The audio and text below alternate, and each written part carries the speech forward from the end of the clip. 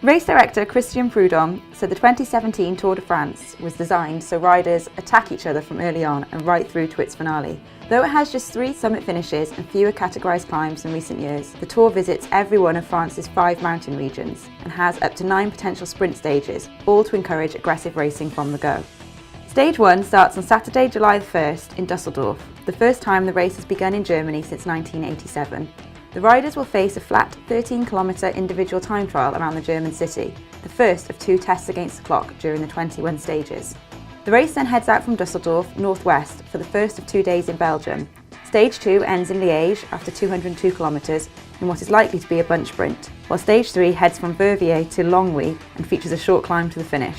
The peloton takes in its 3rd country on Stage 4 as the race moves into Luxembourg, before reaching France on Stage 5 for the first mountain summit finish atop La Planche de Belleville in the Vosges.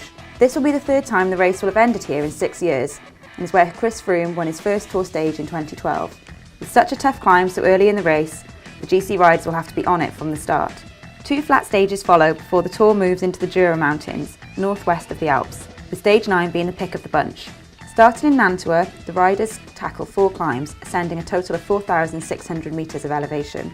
3 of the 4 mountains have average gradients reaching 10%, while the Grand Columbia, coming almost halfway in, is climbed from its more challenging side and reaches up to 22% gradients. From the top of Mont du Chat, there's then a quick descent into Chambéry, before the riders hop on a plane and transfer across the country for the first rest day in Dordogne. 2 transitional stages edge the Tour towards its next big challenge, the Pyrenees. Stage 12 begins in what has become the traditional gateway to the mountain range in Pau and ends on the race's 2nd summit finish in Pays-Rouge. At just 100 kilometres long, Stage 13, taking place on Bastille Day, looks set to be one of the most exciting this year. It's by far the shortest road stage in the race's recent history, but packing in 3 categorised mountains into around 3 hours of racing, it should see the GC contenders fighting from the go. The route leaves the Pyrenees, heading west via Rodez towards the Massif Central.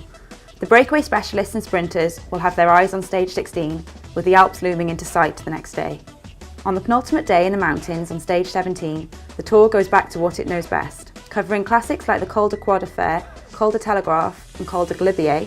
On the way to the descent to finish in Serre Chevalier, the battle for the yellow jersey reaches its climax. It all comes to a head the next day with a slog to the summit of the Col de Izoard, where the climbers will have one final chance to shake up the general classification. Stage 19 is the longest of the race, at 220 kilometres through the rolling Provence region. As the peloton edges towards Marseille, where the race will be decided. A 23-kilometre time trial around the coastal city, starting and finishing in the Stade Velodrome football stadium, will shake up the GC for one final time before the race winner is all but crowned. Another plane transfer whisks the riders north for the final stage of the 2017 Tour de France, with its ceremonial procession and traditional finish on the Champs-Élysées in Paris.